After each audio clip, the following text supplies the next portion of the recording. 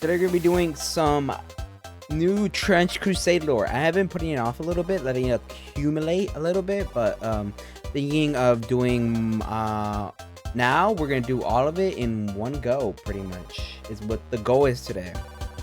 It isn't too much, I'm not going to lie, but there's enough that I should be able to get a good, I think 20. Oh, actually, we got more coming in.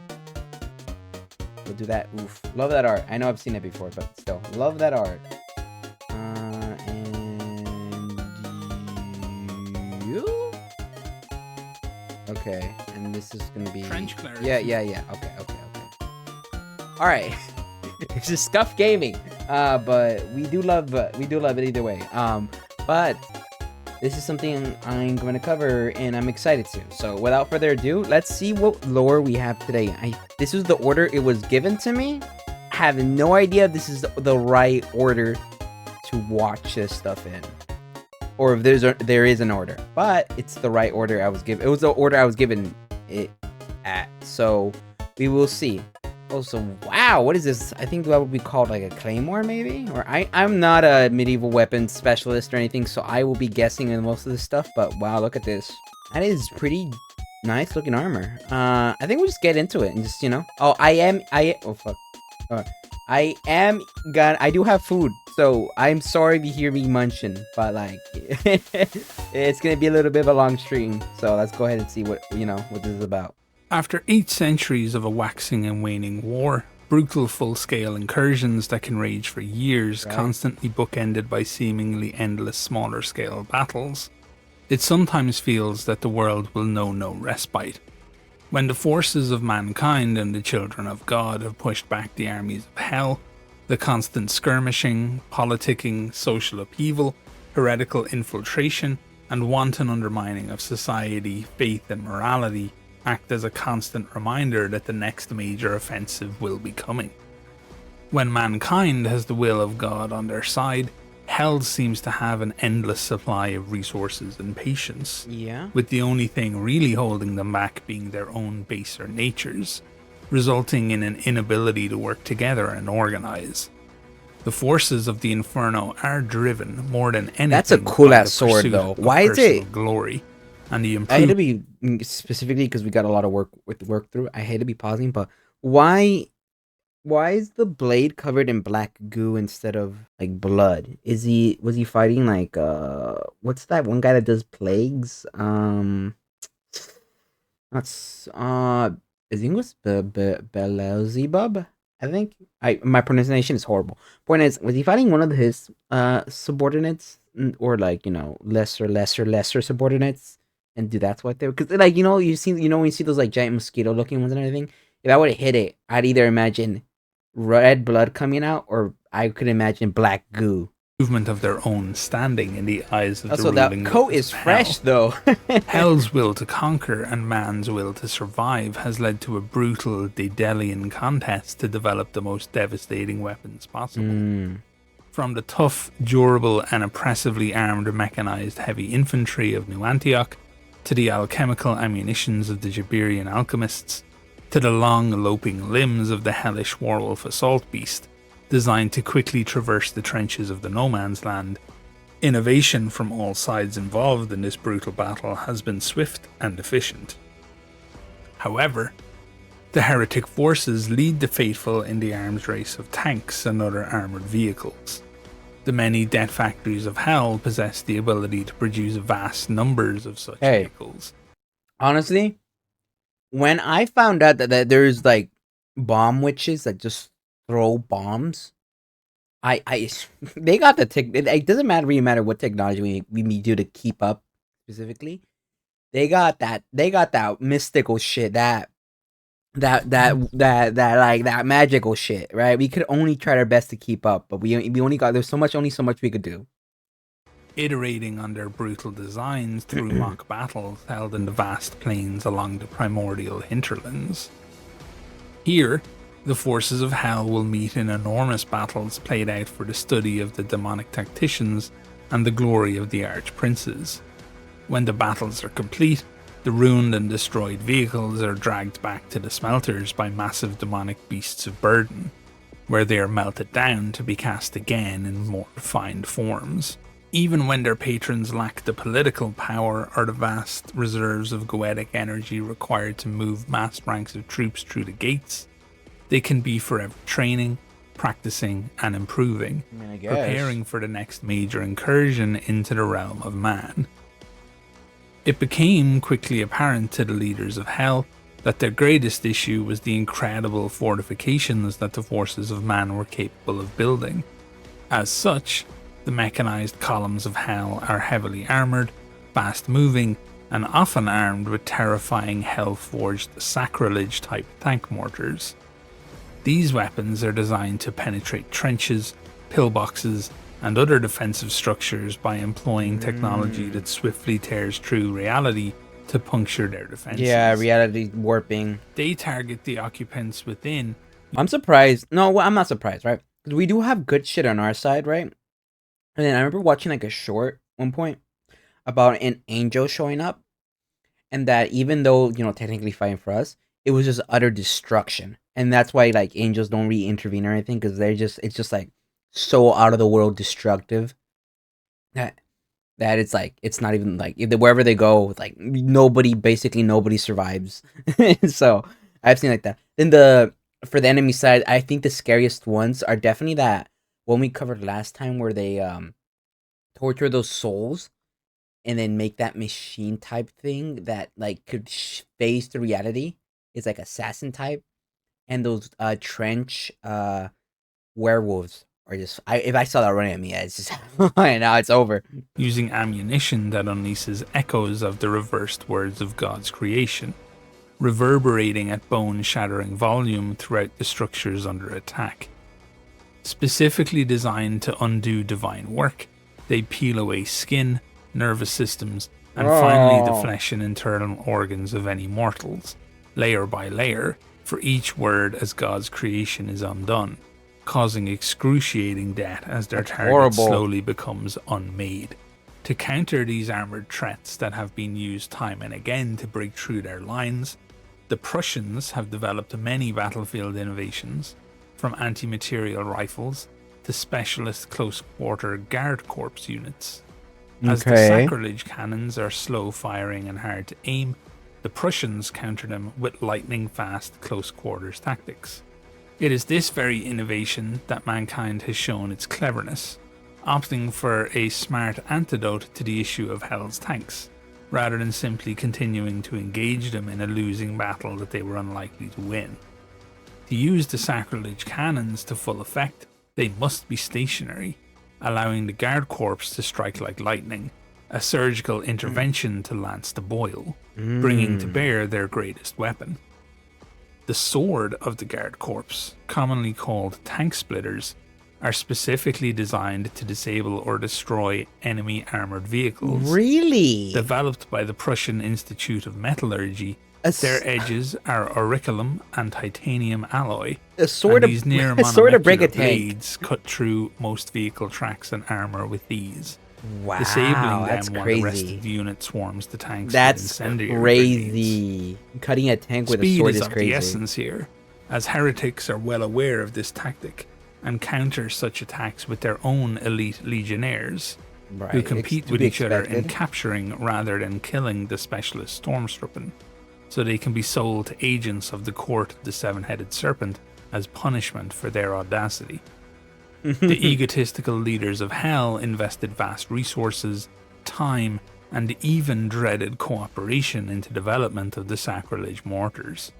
And instead of cowering in fear, the Prussians developed a strategy that sees them riding out to meet such attacks head-on, infuriating the infernal forces that seek to destroy them. I mean, yeah. Though the Free State of Prussia is governed... We spent all this time even working together to make a machine to kill you guys, and you guys break it with some sword. I think I'd be mad too. Governed by an outlandish system called democracy, a relic from ancient Hella, where each citizen can vote for representatives on the land tag to decide their state affairs. The nobility maintains a strong military tradition, and has funds to buy officers' commissions. Many families can trace their lineage back to the Teutonic orders who once conquered the lands of Prussia. Depicted here is Frau Hauptmann Friederike von Goltz of the 4th Gardekorps of Königsberg. Many units of the Prussian army disallow women in combat units, but scions of noble lineage often exercise their privilege of joining any regiment they wish. Von Goltz's armour is handcrafted by her own personal armourer, and unlike the mass-produced suits of the rank and file, it allows sufficient speed and mobility for the furious and bitter melee combat the role of the unit requires. Menser dueling is used to assess the required bravery of candidates of the tank splitter units, and Hauptmann von Goltz carries many scars on her face to prove hers. I would imagine. A tank splitter. That's crazy. That's all just to introduce, like, okay, the kind of weapon that hell has, and then the fact that the enemy is just like, oh, by the way, our counter to tanks with and the cannons is a goddamn sword, and it works. And it works. Alright, what's this one about? For the Prussian Stosstruppen are the tip of new Antioch spear. Okay. Let me hire this. Considered Europe, the enemies of God fight for their hellish masters on the ever-ebbing and flowing front lines of the war. When the great incursions are finally beaten back, and the presence of the demonic starts to wither, the forces of the infernal that remain dig in, aiming to do as much damage as they can, tie up the forces of man, and seek glory in the eyes of their masters. When they are eventually rooted out and destroyed, their destination will once again be the fires of Inferno. Yeah. And it is better to return clad in honours than in failure, as those who disappoint their masters will be cursed to a penitence cycle that could last for centuries, or even millennia. While the forces of hell wish to burrow in deep like a tick, the armies of New Antioch know that they must dig them out, excise the wound, and ensure that not a speck of their rot and malignancy remains, but that is much easier said than done. Protected by semi-sentient barbed wire that wraps around those foolish enough to stray too close, constant danger from the presence of prowling death commandos and artillery witch bombardment, the heretic trenches are a formidable obstacle for the faithful. Be it the midst of a full... I'm not gonna lie, the scariest part there was a semi-sentient barbed wire? Excuse me. Listen, I would rather get blown up than to feel barbed wire wrap around me and start moving. Just to feel my skin getting torn and shredded like a slow crushing blender, you know? And like, I'm pretty sure the barbed wire is not that sharp. It's probably crude and nasty and dirty and rusty and this sounds horrible. Scale incursion, or during the brutal never-ending skirmishes that fill in the years in between, the front lines of the armies of hell are a nightmare of pain, death, and destruction. The pyramid-shaped pillboxes and casements of the infernal forces have turned back countless futile frontal assaults, with withering machine gun fire and devastating hell-wrought artillery. For you cannot cut off the supply lines of an army that can manifest munitions from thin air through goetic magics, turn the dead against you, and sacrifice their own for greater power. Surprise assaults are also difficult to mount, especially when the moon waxes and the horrors created by the path of the beast prowl no man's land. The weapon of choice against these formidable obstacles in Duke Constantine's arsenal are the stormtroopers, the elite shock troops of the Free State of Prussia. Even in this nation known for its militaristic ways, the shock troopers are the elite, endlessly battle-tested, their tactical nuance and physical abilities honed to their very peak. Chosen from mountaineers and veterans of the fierce battles against the northern heretics, with the cream of the combat engineers and marksmen mixed in, they are called the Duke's Spear, for their speciality is to pierce the enemy lines and clear the path for their reserves. The infantry. Duke's Spear cuts quickly, precisely, and deep, and behind them the rest of the righteous pour in.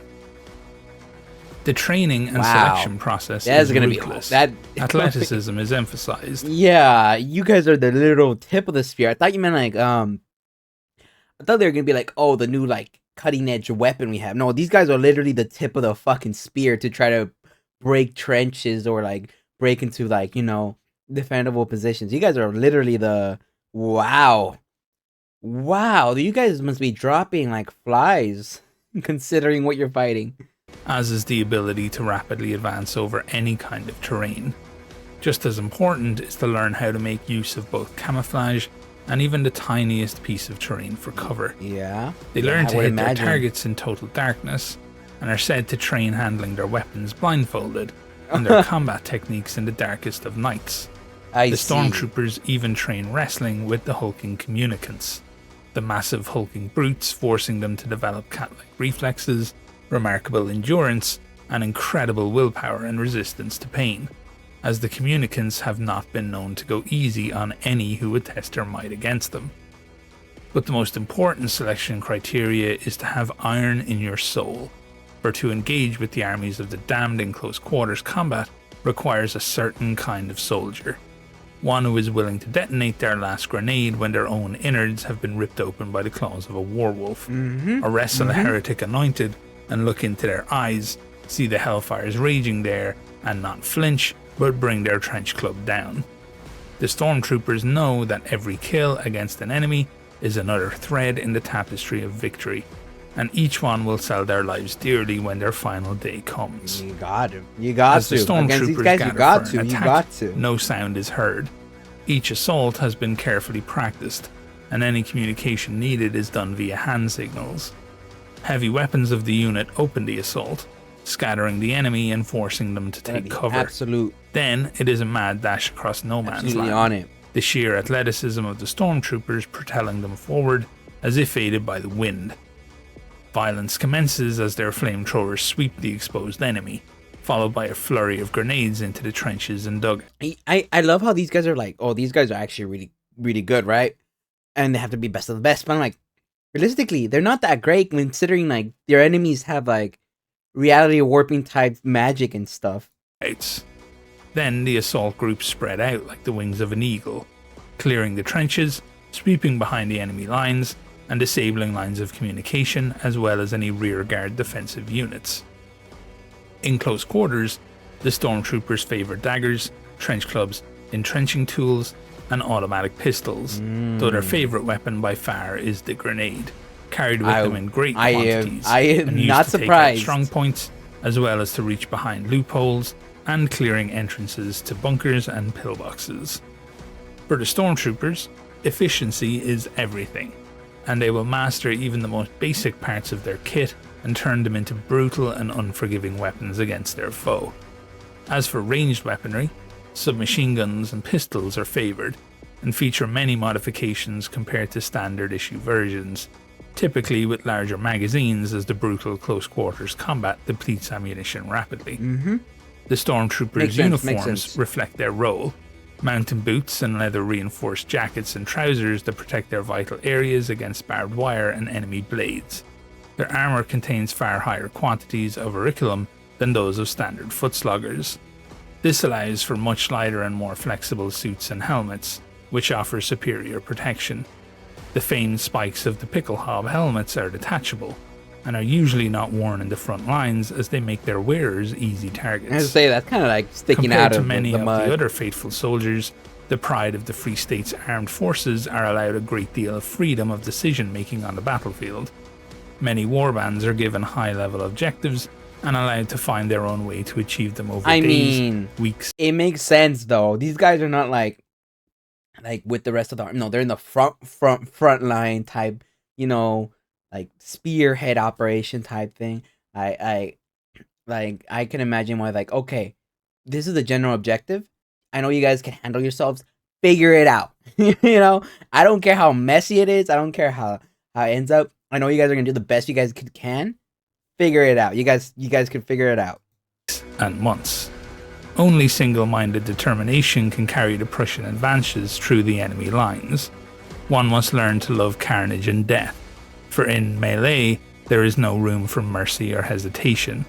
A stormtrooper who survives for any length of time begins to resemble their hell-twisted enemies more and more after each grueling encounter. Such is the price that the Great War extracts. I would imagine. Alright, I like these guys. So what we have next. You. Oh my god, look at you though. No, this is a design choice. Now this is a design choice. This is definitely a design choice to say the least. And it's a good design. It looks so cool. I'm not gonna lie. Looks very, very, very cool. It's like, wow, look at it. That's a beautiful like chainmail scripture. I would assume like iron, like wing type, like I gotta imagine. You guys are probably I'd say these are probably middle manager to high manager type enemy types compared to like this would probably be the counter to the literally say leads the flock, slays the wolf. I'm assuming they actually are like a counter to like wolf trench wolves. Ordained and secular fighting ministers of the Holy Word. They, more than any other element of the fighting forces of the Duke of New Antioch, are responsible for the spirit and resolve of the army. While leadership is of course expected from all ranks of military orders, as they lead the armies of man against the denizens of hell, it is proved prudent to separate matters ratio and rational from matters anima and the divine. While those of military rank can concern themselves with orders, battle lines, supplies, logistics, troops, and the correct combination and application of all of them to arrive at a point of victory on the battlefield, the trench clerics concern themselves with the men and women who are the foundational building blocks of all the aforementioned aspects of the war. One of the finest examples of such are the specially trained Militärgeistlich that the Church militant of the Free State of Prussia dispatches to counter the Heretic Legion sorcerers and high priests. Okay. These warriors it's a counter sorcerer lead from the front lines, where they pit their faith against the fiendish goetic powers of the Inferno, willingly doing battle with some of the worst abominations that hell can puke out onto the earth. Okay. Their reasoning is simple, and that is that to stir the hearts of men, you must perform the very acts that you would ask of them, and smite the enemy with your own hand to inspire your fellow man to lift theirs. Hell yeah. Due to the importance of their role, the Church and the Free State go to extraordinary lengths to train and equip their chaplains with the finest weapons and armour. There are other reasons for this. The chaplains of the Free State of Prussia have become a lightning rod for the forces of New Antioch, and the countless battles have been swung in the favour of the faithful by the presence of one, as their bombastic sermons and brave actions have inspired even their fellow clerics to greater acts of bravery. This means that should one fall in battle, it can be crushing for the troops around them. I would imagine. And it also means that they have become well known among the ranks of their enemies. A high blood price has been set by the heretic commanders for each chaplain killed, and this price has been doubled by Mammon for captured individuals. Those of intense faith prove to be hilarious playthings for the Dark Prince of Greed, as these priests are prime material in constructing the dreaded Goethic warlocks. Right, the Goethic warlocks. I remember those. No price is too high to pay to keep these chaplains in the field, leading the charge against the enemy.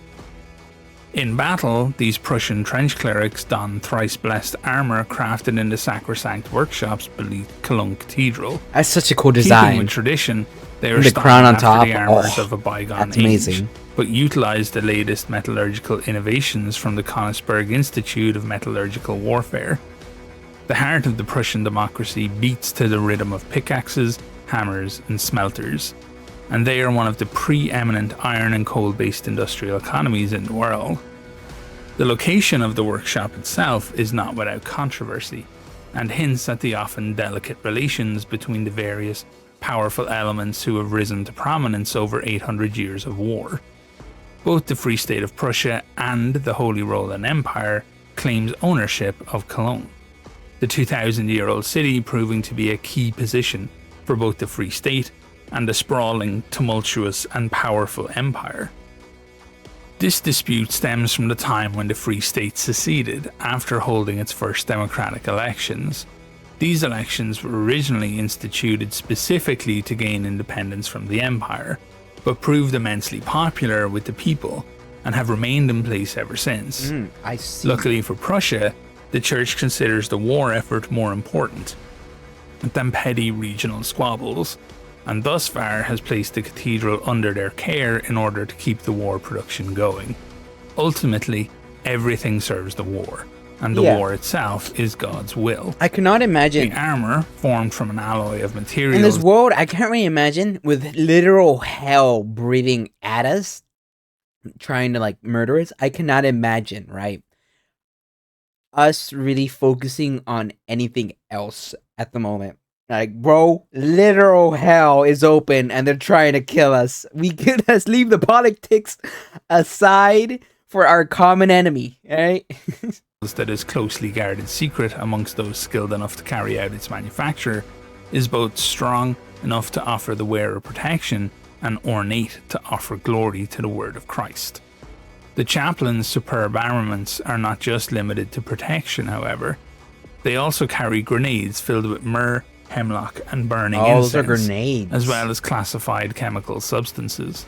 When detonated, the shrapnel of these grenades scatters embers that rapidly burn through anything caught in the blast, and they have proven to be horrifically effective at clearing pillboxes and deep-cut trenches, where men, demons and beasts find their former protections now turning into burning, scalding traps.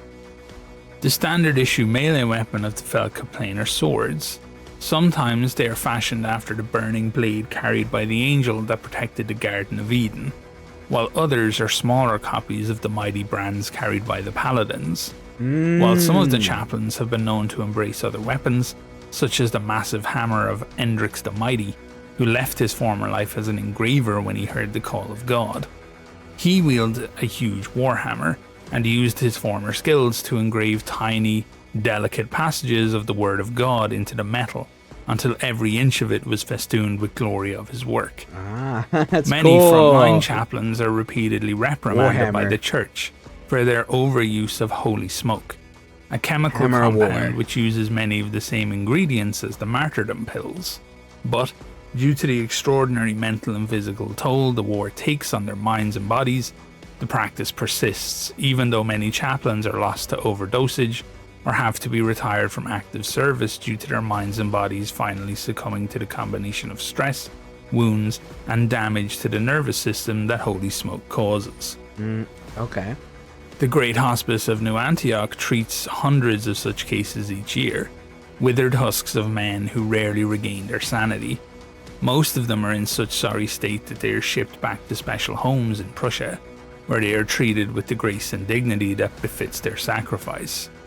Each chaplain carries a reliquary with them, from which their original name, Capellanus, is derived from. The Feldkaplane depicted here, Frere Rainer Schwenter, of the Swords of the Lord division, goes to battle with a carved wooden backpiece depicting the Prussian eagle and a reliquary, said to behold the feather of the angel Uriel within. The Black Eagle speaks to the nation's origins within the Holy Roman Empire, while the feather is thought to invoke the favour of the Saint of Knowledge and Wisdom. As the Archangel who delivers the very messages of God, it is a fitting relic for one who parses the divine to the minds of mortal men. I could see it, yeah. Wow, okay, I really like that one. Okay. I those guys are definitely up there. I'd say those are top 7. Top 6. Heretic Naval Raiding Parties. Ooh, right. Or dagger at the throat of mankind. I remember right. If I remember right, there's basically a huge blockade stopping hell from having an access to the ocean. Because if they did, that'd be really bad. If I remember right. Unless they broke through it. But I don't think they did. Also, what the hell is this? This is scary looking. As man and demon have marched tremendous armies into the churning mass of destruction of the Carcass front, spending millions of souls launching or repelling huge incursions that march from the gates of hell, there are other theatres of war that rest on a delicate razor's edge. At various points in history, brutal battles at sea have seen hundreds of ships sinking to the bottom, thousands of souls taken with them. From 1215 to 1306, during the wars of Triclavianism, Forces loyal to various elements of the faithful clashed on rivers, lakes, and the seas as they struck at each other on the coasts in battles that now seem almost quaint. In 1666, the year of six woes, a brutal raid by the heretics saw them capture Gibraltar, giving themselves a footing in Europe. In 1805, the heretic fleets brutalized the fleet of England in the Battle of the Bloody Cliffs. With Admiral Nelson dead and the High Dread Captain Ranga victorious, the heretics had all the control they needed to start their secretive work developing the first modern submarines. In conjunction with the demon Marbas, their scientists constructed a terrifying fleet of submarines designed to hunt down merchant navies. Oh, with a vice-like grip on shipping lanes all over Europe and the coast of Africa, famines broke out that were unlike anything the world had ever seen. Imagine. After hundreds of years of effort, the heretic forces finally realized one of their most important goals for their war effort. They owned the waves. The heretic fleet maintains naval supremacy on the majority of the seven seas today. Only in the Mediterranean do the faithful strive to maintain some parity in order to ensure the supply of New Antioch. But elsewhere, the heretic naval raiders are an ever-present menace to shipping lanes and coastal communities. Commanded by the High Captains, the power of the heretic fleet is threefold. First, there are the behemoth capital ships, built in mockery of the ark that God once bade Noah to construct. Oh, that's These petty. are enormous capital ships, floating cities that act as mobile bases for fast strike craft and the insidious submarines that prowl the shipping lanes and ambush military convoys. For land operations, the fleets employ their infamous naval raiding parties. Naval raiders' armor is modified to double as diving suits, allowing entire strike teams to infiltrate the shoreline batteries or harbour defences undetected. The diving cylinders of the naval anointed, such as the one shown here, hold oxygen mixed with unnatural fumes from the Lake of Fire, providing up to 66 hours of breathable gas 66? And bestowing a high degree of resistance to decompression sickness. Thus, they can stay submerged for extended periods of time, gathering large infantry strike forces undetected right at the enemy shores. The heretic naval raiders rarely have problems in finding fresh recruits. Several mighty nobles of hell they claim over the seven seas, attracting many of their worshippers to the fleets, and there is plentiful loot, as well as many chances for promotion and finding favour in the eyes of their infernal overlords through deeds of wanton murder. Despoiling the places where saints once spread the fate of the tyrant god the heretics hate with a white-hot burning rage. A favourite tactic of the naval raiders is to sneak upon their target in the cover of night, striking at dawn in honor of the morning star. I bet they do. This serves the dual purpose of taking the enemies when they are at their most vulnerable, as well as a blasphemous ritual in honour of the throne that the infernal lords one day wish to erect on Mount Zaphon, after toppling the seat of Yahweh. The raids typically start with a silent stealth assault.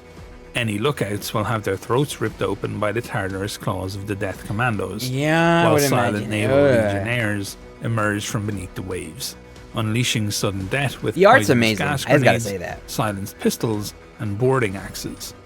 Once the alarm is raised, a bombardment by specialized sea hags, artillery witches modified for naval warfare, whose bombs can be used as sea mines and torpedoes as well as ordnance, pound the target. What's our counter to this? Throwing Do we even defenders have a into counter? confusion and turmoil. This shock to the defenders is followed up by the charge of elite legionnaires, intoxicated by the fumes of their oxygen we need a counter to this really bad. Often the naval raiders have crept close enough to their enemies that when the time came to strike, there was no time to organize defenses. Lacking heavier troops or armoured support, the naval raiders' combat doctrine relies on speed, surprise, and savagery. Fighting is to be undertaken at close quarters, favouring automatic weapons and penetrating any lines of defense, and engaging their enemies in brutal melee with boarding axes and short stabbing blades, before a proper defensive line can be organised. Competition for prestige and honour of inflicting the greatest amount of pain and destruction on the faithful lands is fierce. to provide proof of their success, and to strike fear into the hearts of their enemies. Each High Captain has their own unique way of declaring that they were behind each raid, each one more depraved than the next. For example, the 112th Sea Legion, the Virtue Breakers, dismembers its fallen enemies, and uses goetic rituals to return a necromantic semblance of life to quivering flesh, leaving crawling and twitching arms, legs, and screaming heads behind for their rescuers to discover. That's nasty. Meanwhile, the crew of the Serpent-class strike ship, Discipline of the Burning Water, prefer to drag their opponents overboard and then cut them with deep underwater welding torches. They take great pride by killing their prey in a manner where they die by drowning and burning simultaneously. A ship known only as the Dread has been known to raid particularly pious townships under the control of the Papal States, slaughtering the unprotected inhabitants and butchering their bodies. The limbs and heads are then sewn onto the bodies of still living animals, or stitched back together in a mishmash of dead flesh, before being arranged in a gross tableau of the nativity scene that celebrates the birth of Christ. This has been said to cause such fury among several church princes that they have sent parts of their own personal navies to patrol the coasts, but as yet, nobody has managed to catch the Dread. Objectives of the heretic raids vary: slave raids, destruction of shore defenses or communities, looting merchant ships, or escorting death commandos on missions to take out important church leaders or temporal rulers through assassination. What the faithful fear the most, however, are full-scale invasions within their heartlands, like the 1872 landing that conquered Rijeka and established a beachhead that is like a dagger pointed at the heart of the church. Thus, the sea patrols from the Gulf of Finland to the coastal guard of the Demons of France, and the Capundum Pasha's fleet sailing the Sea of Arabia nervously watch the waves, hoping that the waters off their coast do not hide a heretic naval raiding party. But the age of the Great War is dark, and the sea belongs to the enemies of God. Yeah, that's fucked. We're fucked. That's fucked. What do you mean? Like, bro, we need something. We need a way to combat them specifically in the ocean, because if we don't, we're cooked. We're legit just cooked. It's over. It really is though. Like, sea warfare is so important. We needed some kind of retort to that. Of all the powerful entities that make up the ruling class of hell, the Black few Grail come close to the incredible power of Beelzebub. The Lord of Gluttony has had probably the biggest impact of any singular demonic being on the entire Carcass front, and further afield into Europe, Northern Africa, the Middle East, and perhaps even the rest of the world. He is also the Prince of Hell who has managed to grow his power the most during the unholy war against the tyrant god Yahweh. Not surprised. When the gates of Inferno were first opened, disgusting pit locusts poured out into the world, followed by ragtag bands representing various entities in the court of the seven-headed serpent. Beelzebub saved his strength, sending forth nothing but his humble flies. Acting as spies and carriers of disease, he sent them forth to watch not just the realm of mortal man, but also the forces of his fellow demons and archprinces. Yeah, you got schemers. Despite being powerful enough to claim the throne of gluttony in the court of the seven-headed serpent for himself, Beelzebub didn't care to play such games, and left it up to lesser demons, whom he mockingly referred to as the puppet princes, to lay claim to it. Everyone knew that whomever sat in the throne was not the true representative of gluttony, and in a masterstroke, Beelzebub hampered the power of the court, as votes on major matters of the war would often stalemate at 3 votes aside, the other court members refusing to give whomever sat the throne of gluttony a vote in the most important matters, as they all knew that only Beelzebub could really speak for gluttony, and were happy to use the fact to increase their own power on the court. That's funny. This has led to a consistent undermining of the organization and cooperation of the forces of hell, as Beelzebub has both denied them the most powerful fighting force that they could muster, and the ability to agree on much of anything. He does this for one simple reason. As the Lord of Gluttony, he means to infect as many living creatures as possible with his most terrible plague. Everyone is aware that Beelzebub has no plans to share the spoils of Earth with his fellow princes. He wants it all. And he intends to make himself the most powerful being in Lucifer's domain, through the opened gates of Inferno. Rumour in the hellish city of Dis says that the glutton has his eyes on Lucifer's very throne, although others argue that this was a lie started by Mammon to undermine his rival's place in hell. Regardless of his long-term ambition, his aim in the Trench Crusade is simple. Would it not be gluttonous to want the throne of hell? It want everything? It just makes sense, you know? It makes too much sense, to be honest. Maybe it is a lie. To spread the Black Grail as far as possible. It is for this reason that Beelzebub held back his strength in the initial assaults of 1099, measured the resolve of his foe, and then went to work, testing strains of his sickly diseases. In 1346, Beelzebub was finally ready to act, and he unleashed the Black Grail upon the earth.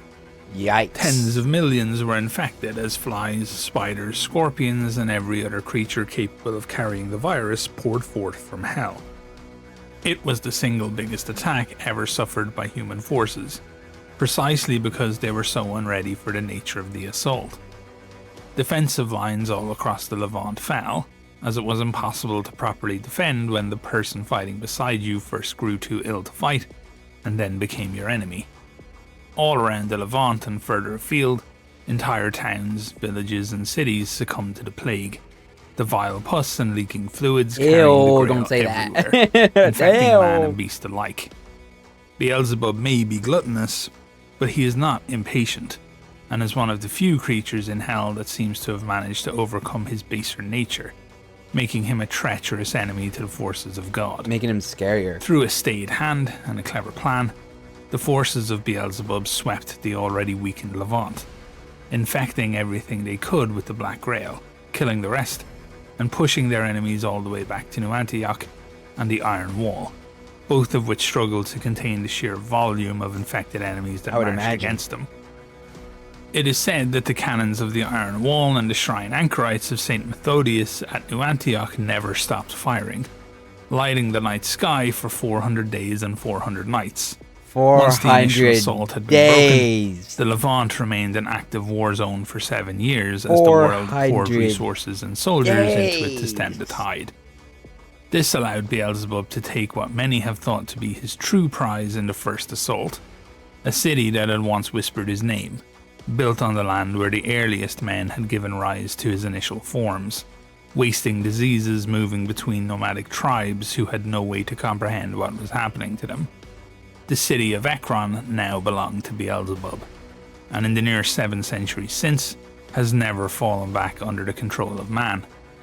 The forces of Beelzebub have built high walls and fierce defences, and inside the population boils and burns in a ravenous plague that never relents.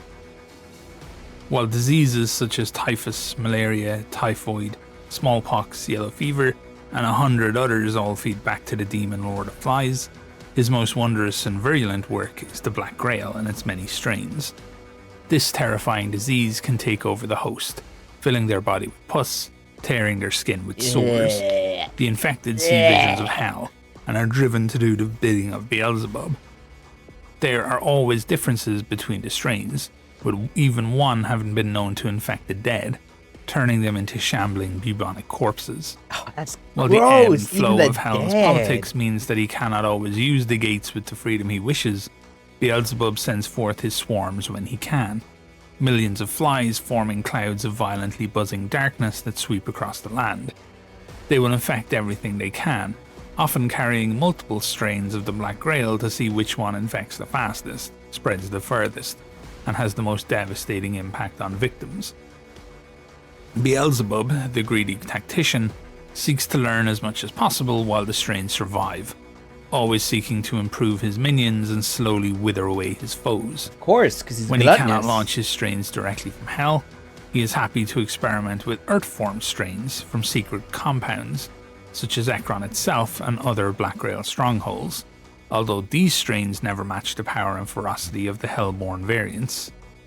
Through his ongoing experiments at Ekron, he hopes to someday match the incredible Black Grail mutations of Hell. removing his reliance on control of the gates to stage true invasions against the forces of man. Like all the princes, Beelzebub has access to a range of forces to pick from when sending forth his warbands and armies. Some are as old as mankind itself, while others have been developed or perfected over the course of the war. All of them share the same spark of humanity that the forces of hell rely on to be able to wage the war without breaking the covenant. For nothing of true demonic origin could cross the— Bro, the more I watch this shit, the more I'm like, damn, we're cooked. We're cooked. We're cooked. threshold of hell without invoking the direct intervention. Bro, they own the oceans, they own diseases. Hounds of the Black Grail are the disgusting, still animated carcasses of dogs that have been mutated beyond recognition by infection. Oh, that's so gross. Beneath the patchy and broken skin rides an army of maggots and flies birthed by Beelzebub himself. Oh, that's so they gross. They carry all manner of disease, often hunting in packs, aiming to infect as much of the remaining human presence in the no man's land as possible. Hounds also make for useful infiltrators, and groups of them have been known to ravage southern Europe and North Africa, sometimes growing up to 1,000 strong before descending on a helpless town and devouring everything they can find. While everything of their normal physiology has been burned away by disease, the unholy power of Beelzebub that keeps them animate also imbues them with incredible toughness and terrifying speed. Most people infected with the Black Grail cannot withstand the power of such blessing, and unable to manifest the vision that Beelzebub has for them, they face the ignominious end of becoming a thrall. I'm glad I finished my food earlier. Other than the physical similarities, thralls contain nothing of the humans that they were formed from, and are merely empty, mindless husks that know nothing more than the ceaseless ambitions of their master. They gather together in great swarms, slaves to the direction and instruction of the Lord of the Legion so of the gross. Flies. Some will be taken over by giant hellflies as they bury their proboscis deep into their spinal columns. Thralls are easily dealt with on their own, should a human be able to overcome the horror of what they are facing, but in groups, as they all clamour to tear the flesh of their victims, spewing pus and rot all over them, they become a threat to any creature, no matter how skilled. The heralds of Beelzebub are those who reacted the best to the hellflies. I remember this And instead of simply being controlled by them, their bodies are melded with them. Their flesh is malleable as putty under the effect of the Black Grail and Beelzebub's power. Still living, they feel every bit of the pain endured as the hellfly sinks deep into their flesh, breaking apart and infecting them like a parasite. The blood from the hellfly spreads to every part of them, and their body bloats in sickening fashion, filling with ichor and waste fluids. Their heads become misshapen, their eyes taking on the huge black bulbous nature of a fly's, their face extending outward and growing a proboscis of its own. Wings sprout from their back, and the rest of their misshapen body shrivels beneath them into two stubby and tormented legs. With the fly firmly in control, the remaining human is still cursed by consciousness, and can feel its own twisted and disgusting form being slowly eaten away from within, as they are forced to fight against everything they once held dear. The amalgam is one of the most potent tragedies of the Trench Crusade, where there is human flesh, and with a Black Grail virus boiling nearby, hidden and secret infections can spread, through the living or the dying. From mass graves where the newly dead have been buried, to trenches filled with the casualties of war who still bravely try to fight, or the field hospitals that desperately attempt to save anyone they can, the Black Grail can work its sickly art, sewing together those who are infected or barely cling to life, tying their bodies together into shambling hulks known as the amalgams. Crazy. The nature of the amalgams make them incredibly tough to defeat, and they can absorb damage from conventional weapons with little issue, stamping and smashing their enemies underfoot and wielding an array of weapons in their many arms. The record keepers of New Antioch have recorded instances of entire squads succumbing to the Black Grail and forming together into amalgamations, roaming the no man's land and slaughtering their former comrades before being brought down. An amalgam is impossible to stop with conventional weapons, I would imagine, as even high explosives can do damage only to some parts of its corpulent mass, which are simply discarded, revealing new layers that make up the innards of the amalgam. With new screaming faces emerging from beneath the bulbous layers of fat, muscle and bone, the huge mass of this monstrosity makes it impossible to pin down by mere humans, as it brushes aside even the mightiest champions of the church, like chaff in a foul wind. And then how do you win? How do you Only beat that? the strongest how do you human beat that? devotees can survive the compounding blessings of the Black Grail. Okay. The ones that do are inducted into the ranks of the Corpse Guard, bodyguards to the nobility of the Black Grail. If they serve with distinction, they may one day join the ranks of the infernal nobility themselves. Before that, there is likely to be a millennia of combat in the never-ending wars within Hell or on Earth against the forces of mankind. Corpse Guards are truly unique amongst those infected with the Grail, with subjects who have the devotion and strength to endure the horrific effects of the sickness, coming together with Beelzebub's greatest works to form a symbiotic relationship. Where usually there is subjugation and rot, the Grail instead promotes healing, increased reflexes, and clarity of thought. The Corpse Guard becomes the ideal protector, bound via ironclad oath to protect their wards. The Corpse Guard is willing to step between their charge and any danger, absorbing and shrugging off damage that would surely fell their masters. When the tides of the Black Grail come, many mortals cry out to Beelzebub in their despair, hoping that the Lord of Flies will spare them in exchange for worship and servitude. Many would even offer their very souls of their families, as if they were theirs to bargain with, as the harsh and brutal reality of the suffering endured by those possessed with the Black Grail can weaken even the strongest soul. But their cries fall on deaf ears. I would imagine. For the Prince of Gehenna hates all creation, and only wishes to warp it into a form pleasing to him, and hateful to God. But there are few mortals, though exceedingly rare, who truly share the vision of Beelzebub, and wish the world to end in a putrid parasite-infested mass, eternally writhing in the throes of the endless plague bestowed upon them. Many of them are secret and highly skilled killers, men and women whose pleasure is to murder repeatedly, plying their craft in secret, wishing one day to do it openly.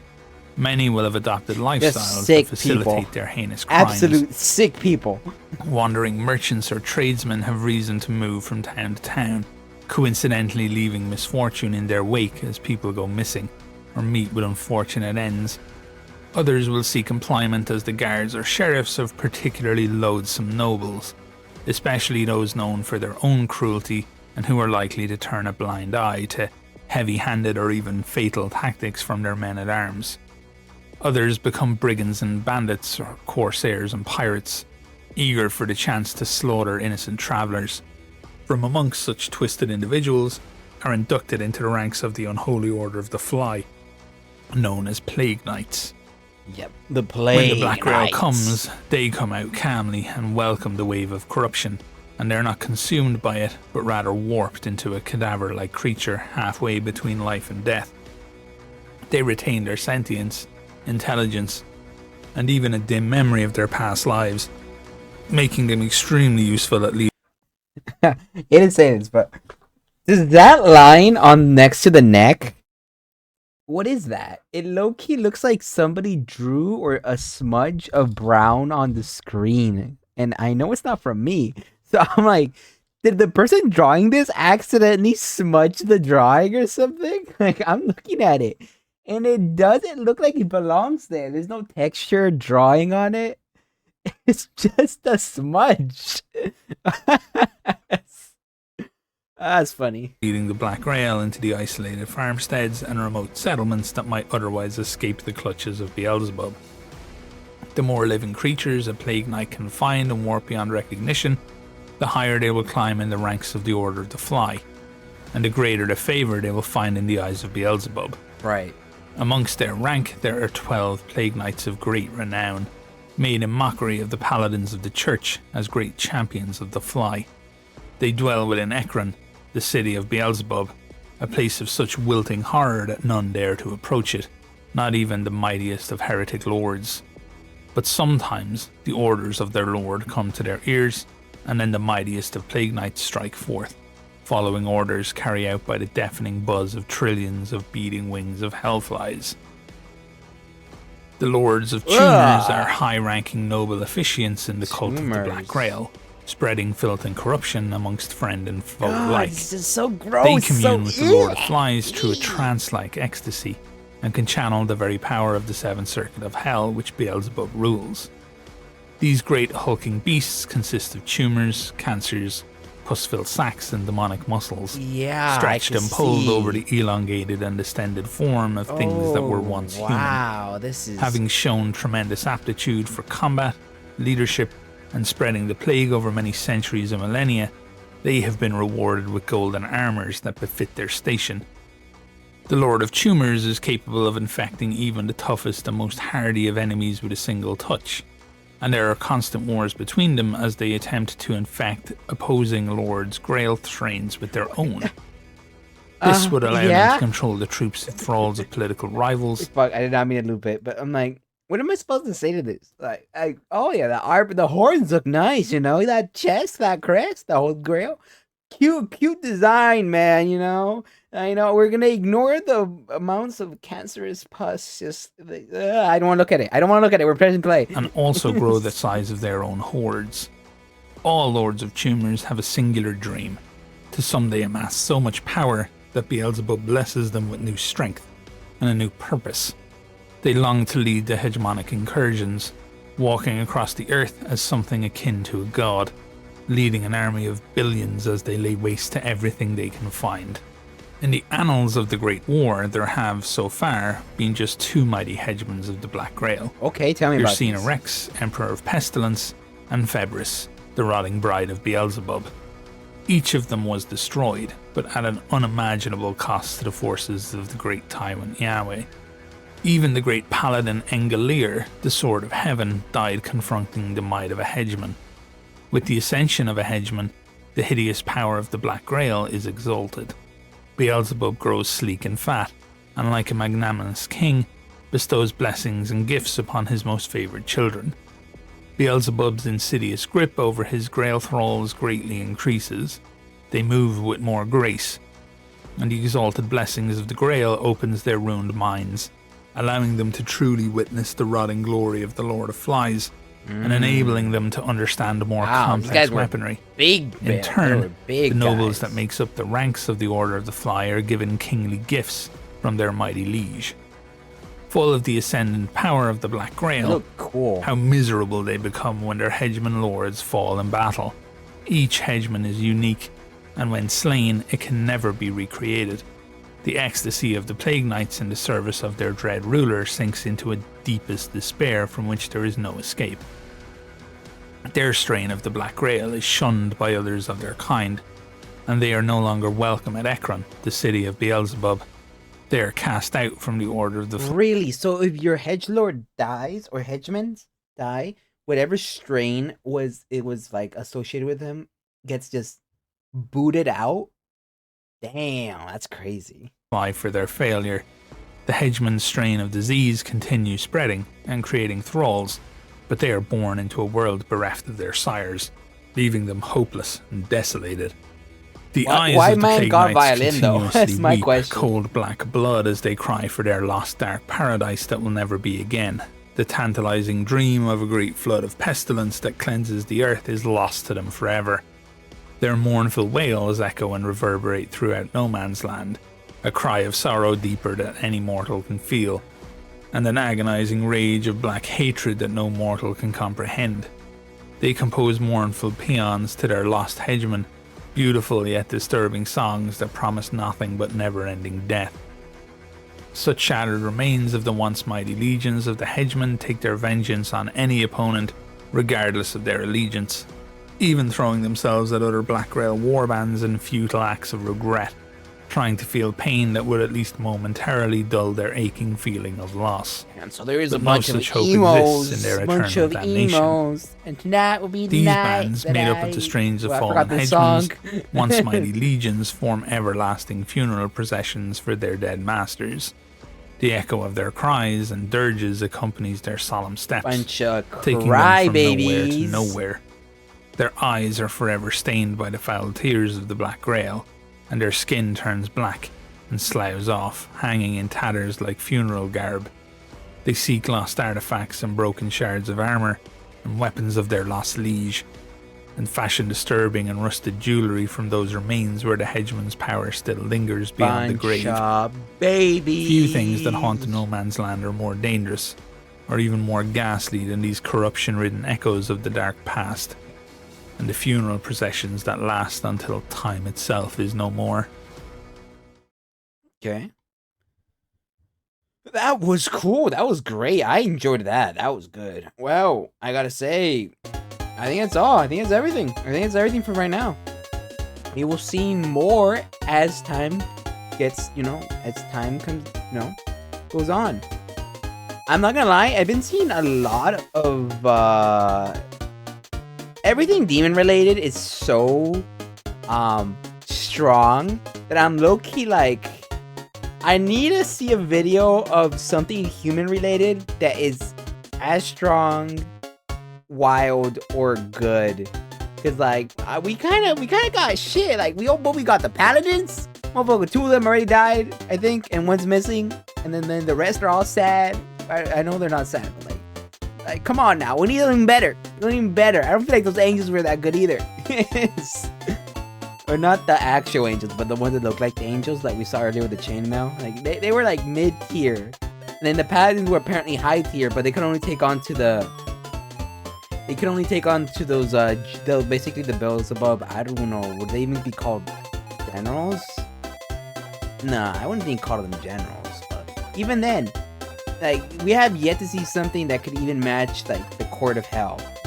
Like it's gonna be Jover. They have the oceans. It's so Jover. Anyways, I hope you guys enjoyed. As always, like and subscribe, and I will catch you guys next time. Bye bye. Thank you very much for sticking around.